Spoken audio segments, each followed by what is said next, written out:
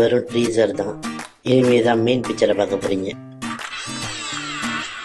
என்ன போக விட்டு புறமண்டில் அடிக்கிற?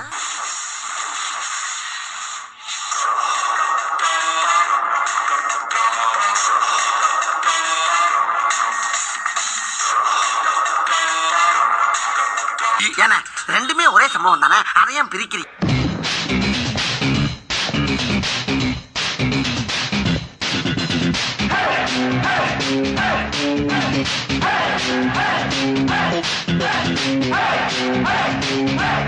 இவர் படத்தை எல்லாம் பார்த்துட்டு டிவி சீரியலை பார்த்தா மனுஷன் சாகாம என்ன பண்ணுவான்?